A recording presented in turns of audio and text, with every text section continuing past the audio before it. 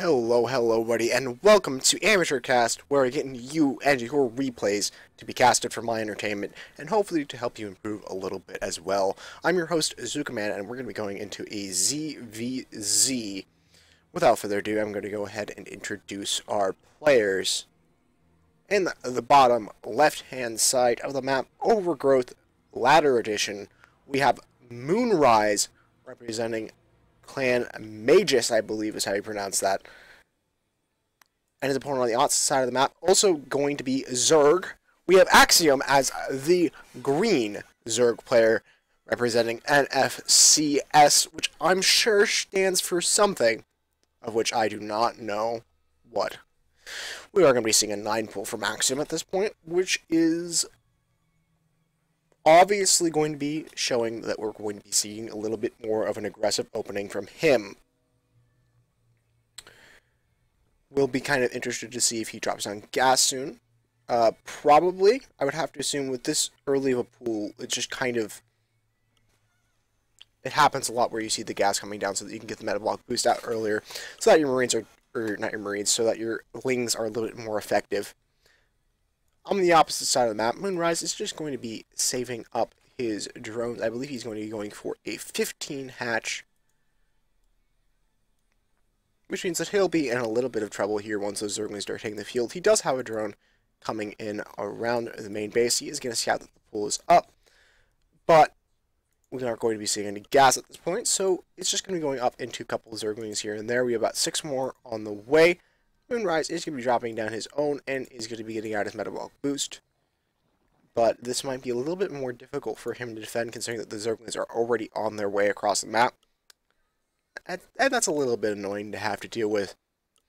But once this pool gets up, he can always drop down a Spine Crawler, start getting out a couple of Zerglings, and he should be perfectly fine by the time this really hits, considering that Overgrowth isn't necessarily the smallest map in the world. It's fairly large, and it's got quite a bit of difference between the spawn positions, so you have a little bit of time to react, and MoonRise is definitely getting a scout off, and that kind of showing how scouting is a good thing, and is very important. He should be able to have a... Ooh, Zerglings, 6 Zerglings of his own are on the way, and he is going to be holding his drones to try to keep those alive as much as possible. And here comes the Zerglings. Drones are going to be coming in and helping out a little bit as well, but that should chase away the Zerglings of his opponent, and really he's not going to take any damage from that. Oops, whoops. Whoopsies. So we're going to go back to where we were. I hit E instead of hitting R for the thing, and went back to the beginning. So we're going to really catch up here, and let us go. Back where we were. Technical difficulties. Zerglings should be coming in a little bit here. There we go. And we'll just stop right there. So yeah, Zerglings are going to be chased away. He's not going to take any damage in the process, which is very good for MoonRise. However, the thing we can take off from Axiom, what he gained from this, was he was able to take down his earlier hatchery, which means that he's going to be a little bit ahead in the economy. If the hatchery doesn't come down soon from MoonRise, he's going to be grabbing his extractor back home, probably for metabolic boost. Could also be seeing him going up into Bangling Tech, which is very standard in the matchup. And MoonRise is going to be taking his natural expansion as well, is sending out a few Zerglings here to do a little bit of pressure here, but there are a few too many Zerglings for him to take these on directly. However, speed is going to be finishing up in a little bit here, and that's going to make him have a greater advantage over his opponent's Zerglings once that hits the field in a couple of seconds here. Has about 20 seconds here until that gets up. Until then, MoonRise is going to be able to sit contently in the middle of the map to get a little bit of damage done here and get a little damage done there. Axiom is just going to be trying to catch off these Zerglings, but the Zerglings are both very slow, and with metabolic boost just about not coming up, MoonRise is going to have the faster Zerglings, which is going to be a little bit unfortunate for Axiom. Here comes the speed kicking in here for MoonRise, and you're going to see how fast the Zerglings are able to catch up to their opponent, and they're going to be doing a lot of damage. A little bit of micro is going to be coming up from MoonRise to keep his Zerglings alive, but finding out that he really can't take this straight on right now. His natural expansion is just now finishing up. Meanwhile, Axiom is going to be up onto his natural expansion, is going to be letting that fall, maybe. I feel like he's sacking this. He doesn't have his Zerglings over here, which is a little bit odd. He's going to have them in position to defend his main base from attack. Zerglings are going to be dying here and there. Queen is coming out from Axiom. He does not have any drones on the line right now, which means that MoonRise does have the advantage as far as that goes. Both players grabbing their Bangling nest, which means that they will both be getting out Banglings in a little bit here to help their composition out a little bit. MoonRise is going to be saturating up his natural expansion, and is going to be sending a Spinecrawler back home to defend a little bit. He's going to be pressing up back into the natural expansion. Axiom just kind of keeping him on his back foot so that he can't really comfortably drone this expansion until he gets out a few extra units, which is always a good thing for him. He has a couple of Banglings coming in. I believe those are back home. They're somewhere. They're probably back home to defend. I don't see them over here, so not sure exactly where they are. 3 Banglings are on the top of the lamp, so if MoonRise tries to go into the main base to get a little bit of damage done, they'll have a nasty surprise in the form of exploding Banglings in their face, and that's not normally what you'd like to have. MoonRise is going to be continuing to saturate up on its natural expansion. No further tech has been dropped down from either player as of yet, and only 1 gas is going to be taken from, I believe, both of them. Yeah, they're both only on 1 gas at this point, so it's not like we're going to be seeing a really early layer or something along those lines, though both players do have the opportunity to build their layers if they choose at this point. Metablock Boost is just now finishing up from Axiom. Look over the harvester count. We do have MoonRise in a little bit of a lead, but not really all that much, considering that the natural expansion is starting to get saturated from Axiom. But every drone counts. We are going to be having the Banglings patrolling at the top of the ramp, just in case those are going to try to go for a run-by. And we're going to be having a wall-off start to go here. We do have an Evolution Chamber as well as a Rotorn coming down. Zerglings are going to be coming in at this point, and the Evolution Chamber and Rotorn are going to be in a little bit of danger. Oh, Banglings are going to be getting really close here. Ooh, that almost didn't go well. 1 Bangling shot is going to be going off onto MoonRise's army, and that's going to take off quite a bit of damage. A couple of Banglings are going to be splashing off against one another, but here comes MoonRise going into the natural expansion. It's going to be taking a lot of Bangling hits here, but not really going to be losing a lot of his Zerglings, actually keeping those alive as long as he possibly can. But I feel like Axiom is going to be able to defend this because, of course, he does have the defender's advantage, and he is getting out the Zerglings at a rapid enough pace that he's able to deal with it. So Axiom was able to hold fairly well. Does have his gases down at his natural being taken, which means that we're probably going to be seeing him moving up onto Hydralisk tech. We could also be seeing Layer falling down fairly shortly here, so he can get that with his Roaches. But for right now, Roaches are going to be his next unit into his composition. 3rd hatchery is on the way from MoonRise. Has not been attempted to be secured yet from Axiom, but he does have a little bit of an upgrade advantage. He has the Glider Reconstitution as well as that missile attack on the way ahead of his opponent. He doesn't really have much of anything. He does have the missile attack, but he doesn't have the Glider Reconstitution, which means that his Roaches are going to be slower, which is not necessarily quite as good. Axiom is going to be running down here into the corner, is going to be going for this base here, but there are going to be a few Banglings here to be able to defend against that. Ooh, ooh, oh. Banglings getting close. Ooh. Yeah, I think the Banglings are pretty good. Yep. Zerglings are going to be cleared up without a single problem. Our Constitution is just now finishing up from Axiom. He does also have, from MoonRise. Axiom also has his layer on the way. It's just now finishing up with his +1 attack, which is going to be also following up with Burrow. So I feel like he's going to be using these Roaches to get into maybe the 3rd base, kind of burrow in, come in, hit the hatchery a couple times, and try to get a little bit of damage done undetected. That being said, we have a large number of forces from MoonRise are going to be going up to the 3rd base of his opponent, and Axiom is kind of low on the Roach count comparatively, so MoonRise is going to probably have the advantage here. However, Axiom does have the Roach speed on field. No, I believe that, never mind, that was MoonRise. Hard to keep the two of them straight sometimes.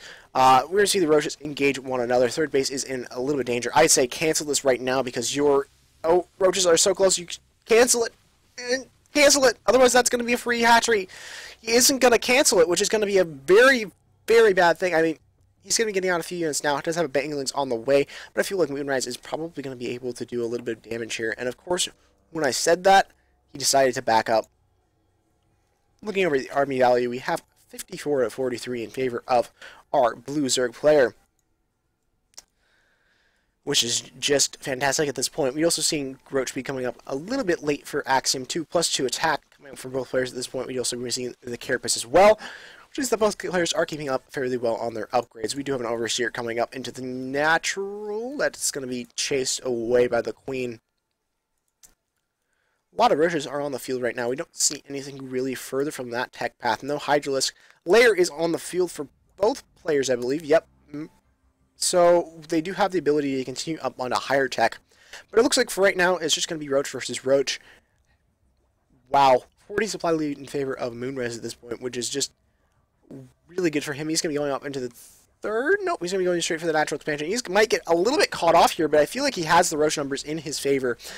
He does need to back up here and not get caught in the concave. Is going to be using the burrow technique and going to be running back a little bit, but a couple of Roaches are going to be scouted here.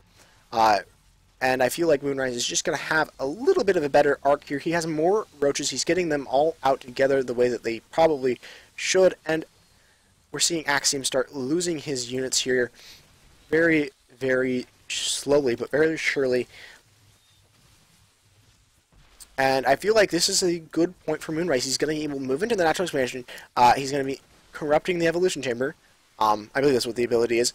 And he's going to be getting a little bit of damage done. And at the very least, he's forcing his opponent to build more units. In this case, Zerglings. Lots of Zerglings are going to die. Tunneling Claws is going to be coming up, and he's going to be going straight for the third base. I'd have to assume. Nope, he's just going to back up a little bit. Roaches are going to have the advantage over the Zerglings because that's just kind of how it goes. Drones are going to be pulled to help take care of them, but those are going to be in a little bit of danger. Will Robinson. And there goes the GG coming out from Axiom. Not able to have an answer for the number of Roaches we have on the field right now. So what's one thing we can learn from this game, folks? Well, for one, on Axiom's side of the field, I feel like there wasn't really a lot of tech, and he was always behind in his upgrades. I mean, looking over MoonRise's upgrades tab real quick, we have Roach Speed, Tunneling Claws, Burrow, Metabolic Boost, +2, +1. And his opponent only has Metabolic Boost as well as his +1. So in that regard, he just has the disadvantage in the upgrade tab. And alongside that, when Axiom was being assaulted at his natural expansion, he didn't really have the units. So when he decided to use the next production cycle from his larva, he went for a large number of Zerglings. Now, Zerglings are not a bad unit to use. The problem is that once you see Roaches on the field, Roaches are very, very good against Zerglings. Especially when you have a large clump like this. And the Zerglings, even if they do get us around, unless they're fully upgraded or have the upgrade advantage, they're not going to be quite as effective. So I feel like it would have been a better choice for Axiom to go for, say, Roaches as opposed to the Zerglings with his Remax there. I feel like that would have been a little bit better on his side of the things. Both players are spending pretty well, both keeping up on their supply really well. I don't think that they're having troubles with their expanding, so I think that's probably the one thing I could say to Axiom.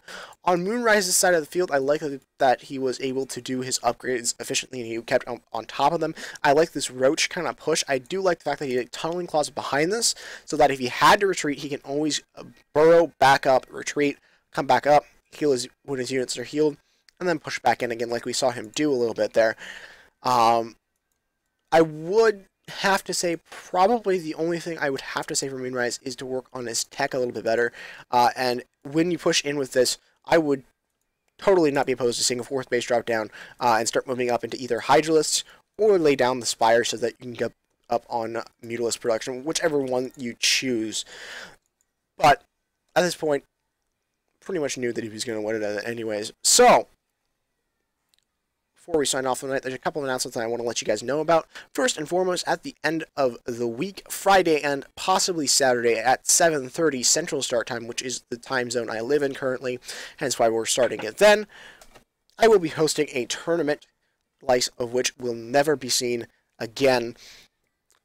you are interested in participating, it is open to all levels of play. We have about 4 or 5 players in right now, and if you're interested in registering up, just give me your character account, the one that you're going to be using in the tournament, your league, and your race, and send that over to ZookaMan900@gmail.com.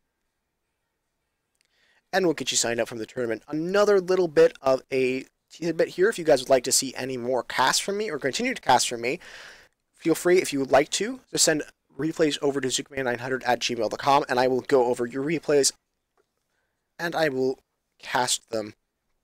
I believe that's it, folks.